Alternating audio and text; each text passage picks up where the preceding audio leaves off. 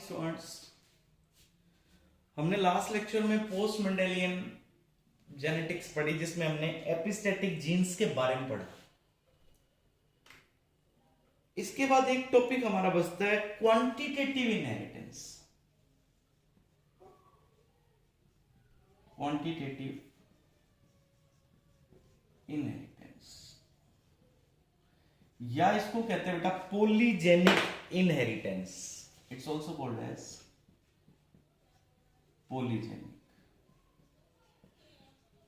अब देखो, मेंडल की जेनेटिक्स को समझते हैं अगर हम, तो मेंडल के तो कुछ फिक्स से रूल्स हैं कि लाइक कैपिटल टी हो तो प्लांट कैसा होगा, टॉल, स्मॉल टी हो तो ड्वार्फ, जैसे आर हो तो राउंड, ये हो तो रिंकल, लाइक दैट। ऐसे हमने 7 कैरेक्टर्स देखे।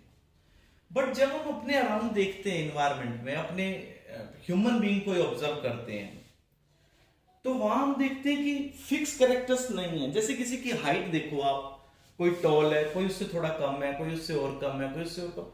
तो मेंडल तो कहता था ना, या तो टॉल या ड्वार्फ, या राउंड या रिंकल्ड, मतलब 2 पॉसिबिलिटी है, इधर टॉल और ड्वार्फ।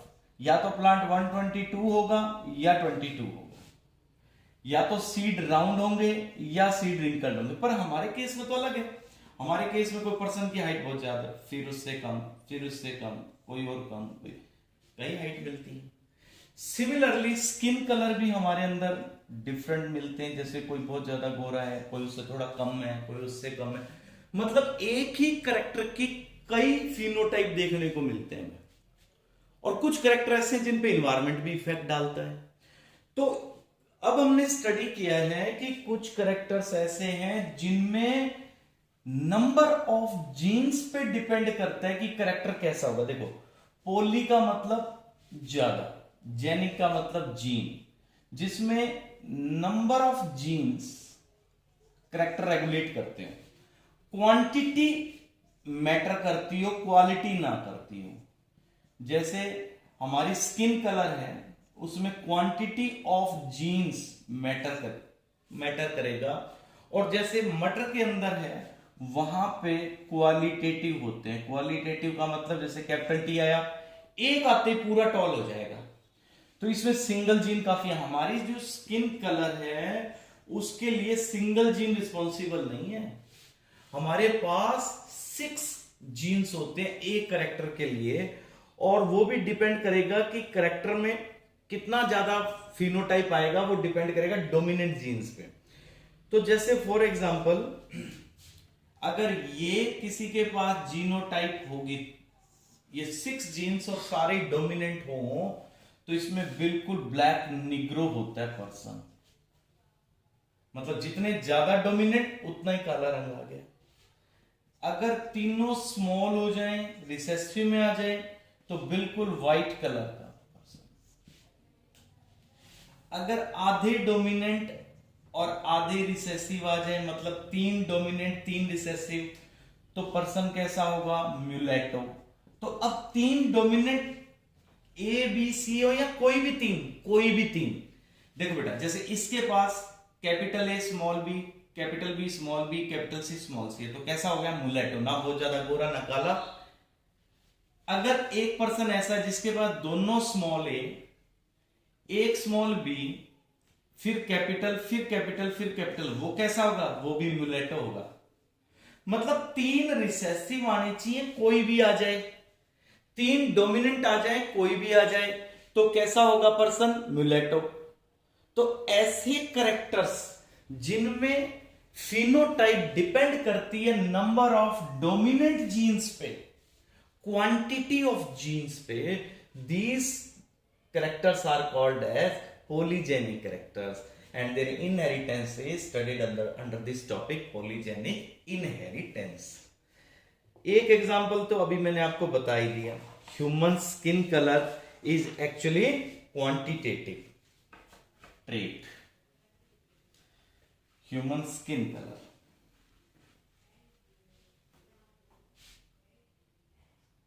देखो बच्चों, ह्यूमन स्किन कलर को एक तो ये 6 जीन्स कंट्रोल करते हैं, प्लस साथ की साथ इन्वायरमेंट भी इफेक्ट डालता है।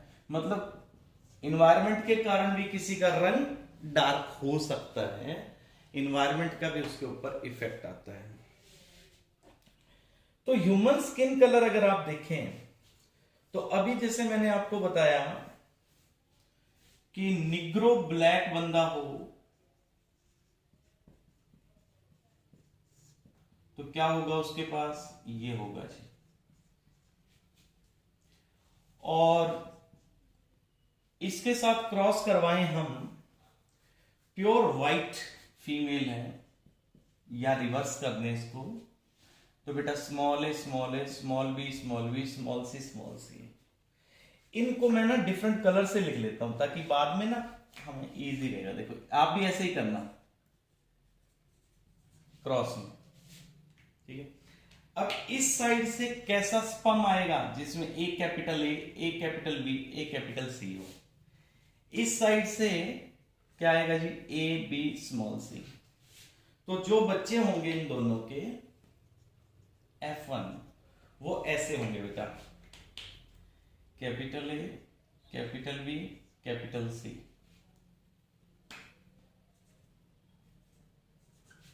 ठीक है, इनको क्रॉस करवा दे इसी जैसे ही कोई, ये जैसे लड़का है ऐसी एक लड़की और हो जो दूसरे पेरेंट्स से हो, तो इनका क्रॉस करवा देते। देखो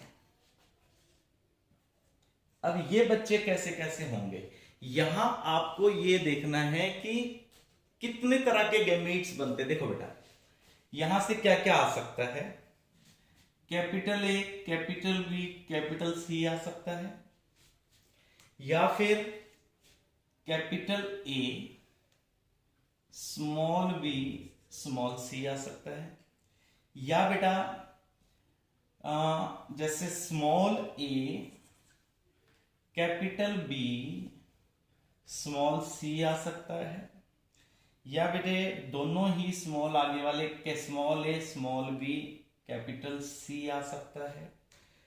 अब दो स्मॉल ए फिर आ जाए बेटा कैपिटल बी, फिर आ जाए बेटा कैपिटल सी, ये आ सकता है। फिर जैसे इसमें जब आप देखेंगे, अच्छा तीनों ही स्मॉल यानी रिसेसिव में आ सकते हैं। ओके, अब देखो बेटा जैसे एक और चांस हमारा ये रह गया, capital A small B capital C, ये हो सकता है। या फिर हमारे पास कैपिटल ए कैपिटल बी और स्मॉल सी हो सकता है। ये 8 गैमीट्स बन गए बेटा, मतलब 8 तरह का स्पर्म आ सकता है मेल से, और इतना ही आ सकते हैं फीमेल से।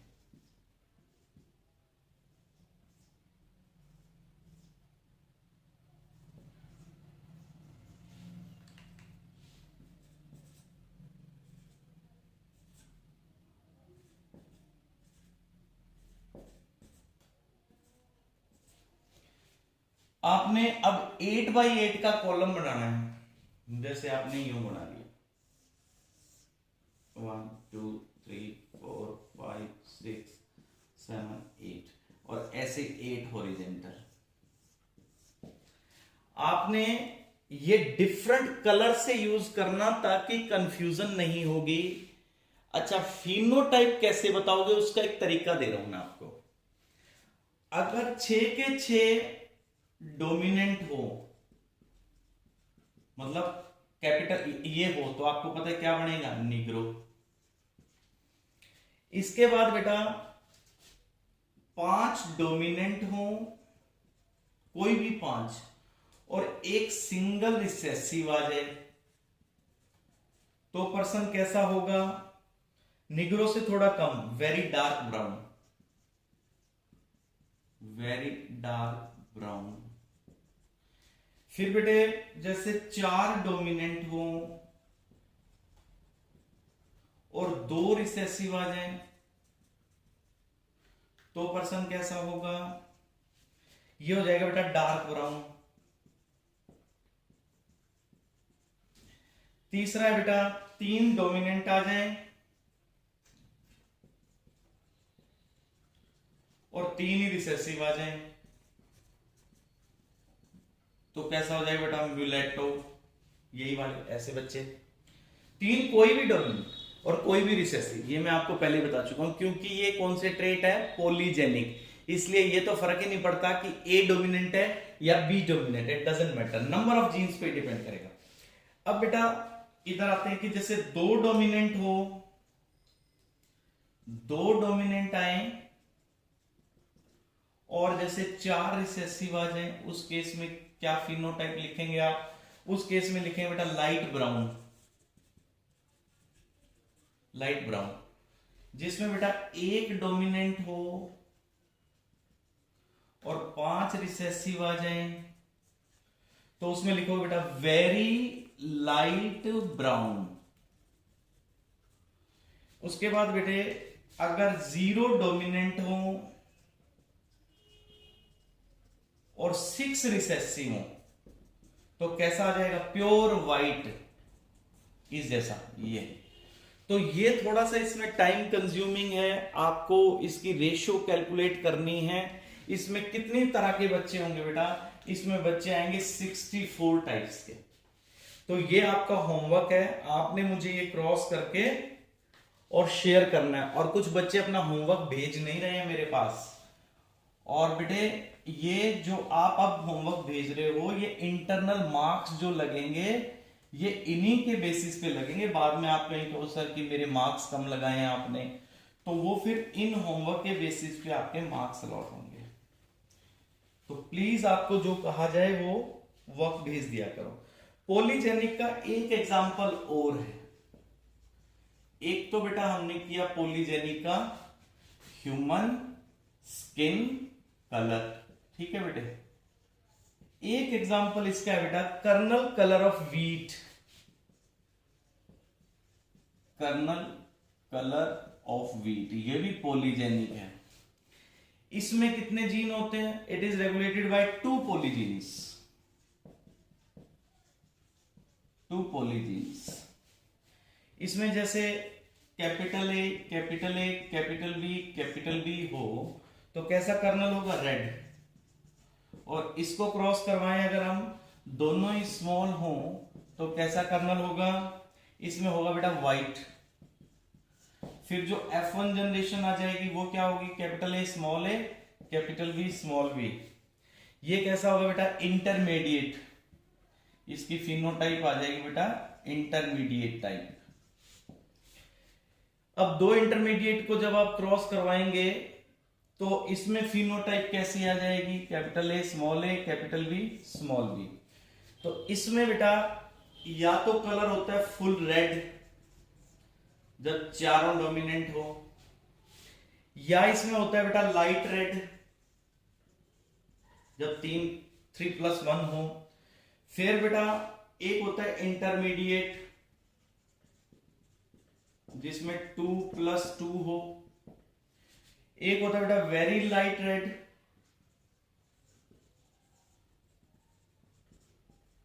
1+3 हो। और एक होता है बेटा फुल व्हाइट, ये होता है जब ऑल 4 रिसेसिव स्टेट में हो, ठीक है। तो सेम जैसे ह्यूमन स्किन कलर का किया है, वैसे ही कर्नल कलर इन व्हीट का करना। कोशिश करना, जहां रुक जाओ आप मेरे से पूछ सकते हैं, कोई प्रॉब्लम नहीं है। गलत होगा ठीक कर लेंगे, but you have to do. Genetics बहुत इंपॉर्टेंट कंसेप्ट है बेटा, ये आपका नीट और सब्जेक्टिव दोनों में ही बहुत जरूरी है। अब है बेटा नेक्स्ट, यहां तक हमने अब पोस्ट मेंडेलियन जेनेटिक्स के मेन टॉपिक पढ़ लिए। अब बेटा एक कंसेप्ट और डिस्कवर हुआ है जो है बहुत ही इंपॉर्टेंट कंसेप्ट। एक चीज जो हम रिप्रोडक्शन वाली यूनिट में पढ़ेंगे। रिप्रोडक्शन वाली यूनिट में आप ये पढ़ोगे बच्चों कि जो फादर का स्पर्म आता है ऐसे,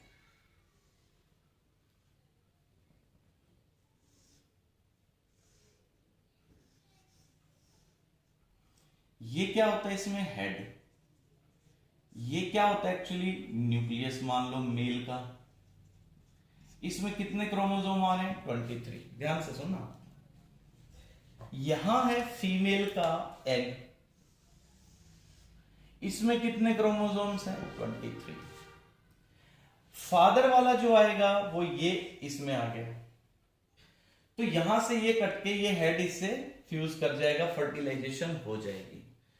तो क्वेश्चन ये है कि जो साइटोप्लाज्म आ रहा है, ये होता है ना साइटोप्लाज्म, ये कौन सा आ रहा है?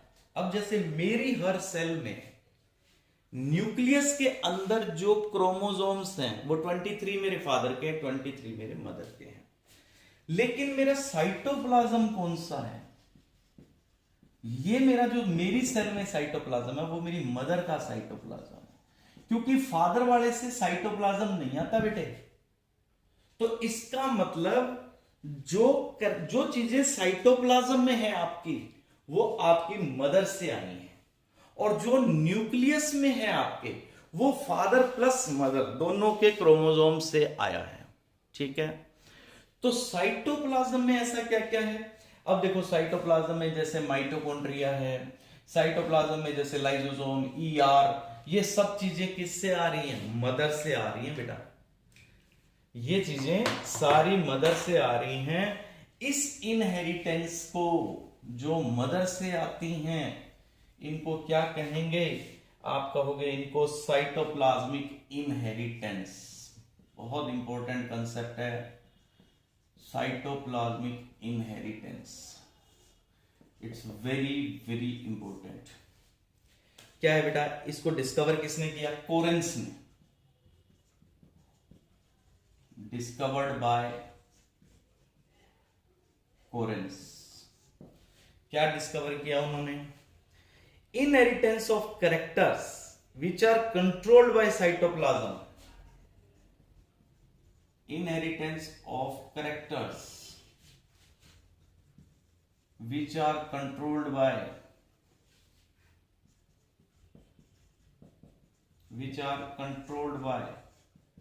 cytoplasm are called as cytoplasmic inheritance। और जो जीन, अब आप कहोगे जीन कहां से आ गए? देखो बेटा, जैसे ये मेरी सेल है, ये मेरी किसी भी सेल में न्यूक्लियस है, और हमारे 46 क्रोमोसोम्स कहां पड़े? न्यूक्लियस में पड़े। लेकिन आपने +1 में एक बात पढ़ी है कि माइटोकॉन्ड्रिया के पास भी तो जो डीएनए है होता है ना, तो ये किसका आया है? ये तो मदर वाला है, क्योंकि ये साइटोप्लाज्म का पार्ट है। तो ऐसा डीएनए जो साइटोप्लाज्म में आया हो, उसको कहते हैं बेटा cytogene. The genes in cytoplasm, genes in cytoplasm को क्या कहेंगे? साइटोजीन्स, साइटोजीन्स। और क्या कहेंगे बेटा इसको? एक नाम और कह सकते हो, प्लाज्मा जीन, प्लाज्मा जीन। या क्या कहेंगे? Extra nuclear gene, they are also called extra nuclear gene. Okay, total cytogene present in cytoplasm, total cytogene in cytoplasm, मतलब टोटल डीएनए जितना है आपके साइटोप्लाज्म में, उसको एक नई टर्म देते हैं, प्लाज्मोन। देखो बेटा, प्लाज्मोन। और जो जीन आपके न्यूक्लियस में है, वो तो आप पढ़ ही रहे पहले से ही। देखो बेटा, जो जीन साइटोप्लाज्म में है टोटल, उनको क्या कहा पाने? प्लाज्मोन, है ना। जो न्यूक्लियस में है, वो तो सारे मेन है, जो न्यूक्लियस वाले तो आप पढ़ ही रहे, उनको क्या कहेंगे? कैरियोजीन। कैरियो नाम किसका होता है? न्यूक्लियस का। तो जो न्यूक्लियस में जीन होगा उसको क्या कहेंगे? कैरियोजीन। तो साइटोजीन जो है हमारे किससे आए हैं? फीमेल से। तो साइटोजीन याद रखना बेटा, ये ऑब्जेक्टिव में बहुत बहुत बार आया है कि साइटोजीन जो आपकी सेल्स में है, तो वो कहां से आते हैं? फीमेल से, मतलब मदर वाले आपके पास हैं। आपके साइटोप्लाज्म में जो कैरेक्टर्स हैं, जो जीन्स हैं, they are actually from your mother, not from your father, because father से तो सिर्फ न्यूक्लियस आया और वो फर्टिलाइजेशन के बाद क्रोमोसोम्स टोटल हो गए बेटा। अब इसके एग्जाम्पल्स, साइटोप्लाज्मिक इनहेरिटेंस के एग्जाम्पल प्लांट्स में भी हैं। एग्जाम्पल्स, इसका एक बहुत अच्छा एग्जाम्पल है मिराबिलिस जलापा। देखो ये फिर से आ गया, मिराबिलिस जलापा। और कहां आया था? इनकम्प्लीट डोमिनेंस में आया था बेटे। मिराबिलिस जलापा का दूसरा नाम 4 o'clock प्लांट। इसमें क्या आता है? Plasmid inheritance, plasmid inheritance. इसमें जो बेटा लीफ का कलर है, जो plastid present in leaf cells, plastid present in leaf cells, actually वो किससे आई है? मदर से। ये प्लास्टिड है, plastid present in leaf cells. Plasmid तो बैक्टीरिया में होता है बेटा, प्लास्टिड प्लांट्स में होता है। तो plastids present in leaf cells are actually from the female part, cytoplasmic inheritance। तो इसका रिजल्ट क्या हुआ? जो लीफ का कलर है वो मदर से आया है। मतलब मैं अगर इस पूरे का ब्रीफ में आपको कहूं, इसका कंक्लूजन कहूं, तो leaf colour in Mirabilis jalapa is actually due to cytogene. Cytogene का मतलब साइटोप्लाज्म का जीन। हाँ जी। सेकेंड एग्जांपल है इसका मेल स्टर्लिटी इन मेज प्लांट। मक्के के प्लांट में जो मेल स्टर्लिटी का जो जीन है वो थर्ड है बेटा albinism in plants. You must learn the examples. एक अच्छे से आपने एग्जांपल लर्न करने बेटा। तो जीन एल्बिनिज्म के कहां होते हैं? क्लोरोप्लास्ट में होते हैं, इसलिए ये कैसा जीन हो गया? साइटोजीन हो गया जी। ये यहां तक हमने पोस्ट मेंडेलियन जेनेटिक्स के बारे में मेन जो टॉपिक्स इंपॉर्टेंट जो है हमारे सिलेबस प्लस नीट के हमने कंप्लीट कर लिए। इससे बाहर नीट में कुछ नहीं है बेटा, सारा टॉपिक जो नीट में आता है वो सब हमने कवर कर दिया। अब बेटे आगे एक बहुत इंपॉर्टेंट थ्योरी आती है, chromosomal theory of inheritance.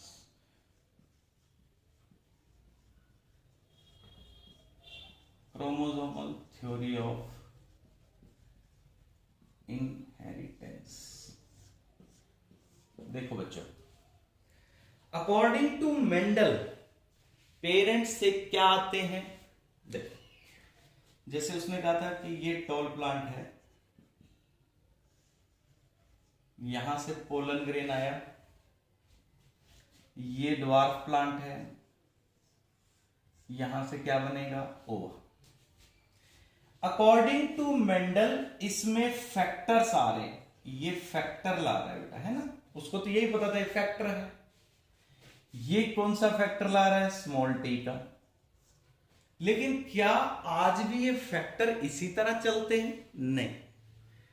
Factor के बारे में हमने और डिस्कवरी जब की तो हमें पता लगा ये फैक्टर कोई अकेला थोड़ी जा रहा है, ऐसे थोड़ी जा रहा है जैसे मेंडल मान के चला था। एक्चुअली ये क्रोमोसोम के ऊपर है। देखो बेटा, मेंडल ने क्या कहा था? 2 टी में से 1 टी सेपरेट हो जाएगा। कौन सा लॉ था उसका? लॉ ऑफ सेग्रीगेशन का। क्या ये दोनों सेपरेट होते हैं? मतलब डीएनए से सेपरेट होता है? नहीं। आज जो हमने पढ़ा है क्रोमोसोम से सेपरेट हो रहा है, ना कि डीएनए से। तो आज कंफर्म्ड है कि जो फैक्टर्स मेंडल मान के चल रहा था, they are actually located on the chromosomes and chromosome separate, not factors. Chromosome अलग अलग जाते हैं, उन क्रोमोसोम के ऊपर फैक्टर्स हैं, यानी डीएनए। तो जो थ्योरी अब हमें पता लगी है कि क्रोमोसोम सेपरेट हो रहे हैं और क्रोमोसोम्स के ऊपर रखे हुए ये फैक्टर्स मूव करते हैं, तो इसको बोलते हैं बेटा क्रोमोसोमल थ्योरी ऑफ इनहेरिटेंस। ये दी थी स्यूटन और बोवेरी ने, स्यूटन एंड बोवेरी। इन्होंने कहा था parallelism between Mendelian factors and chromosomes. मतलब जो मेंडल ने कहा वो एक्चुअली क्रोमोसोम्स करते हैं, ना कि फैक्टर्स। इसको और डिटेल में हम नेक्स्ट लेक्चर में पढ़ेंगे। आपका एक काम ये है कि एनसीईआरटी में ये इसका डायग्राम दिखाया हुआ है क्रोमोसोम्स के साथ। Draw diagram of chromosomal theory. तो देखो बेटा आपका होमवर्क क्या है, एक तो ह्यूमन स्किन कलर में जो दोनों एग्जांपल पॉलीजेनिक में ह्यूमन स्किन कलर और कर्नल इन व्हीट, वो आपने मुझे करके भेजना है। सेकंड आपने मुझे ये क्रोमोसोमल थ्योरी ऑफ इनहेरिटेंस के डायग्राम भेजने हैं। थर्ड जिसका काम पहले का पेंडिंग है वो भी मुझे भेजना है। जिसका नहीं आएगा मैं लिस्ट में फाइनल उसको एब्सेंट लगा दूंगा बेटा, आपका लॉस है और बाद में आपका ये काम बढ़ जाएगा और फिर आप समझ नहीं पाएंगे, इतना होमवर्क ज्यादा हो जाएगा। तो यहां तक कि वह अंडरलाइन एनसीईआरटी में मुझे उसकी पिक्चर भेजोगे आप, प्लस ये वर्क जो नोटबुक में किया है उसकी फोटो भेजेंगे आप, शेयर करेंगे। और जिसका पुराना वर्क रहता है वो अपना वर्क कल मुझे, जैसे आज ये लेक्चर आप देख रहे हो तो आज आप मुझे उसको शेयर करेंगे। थैंक यू बेटा, हैव अ नाइस डे।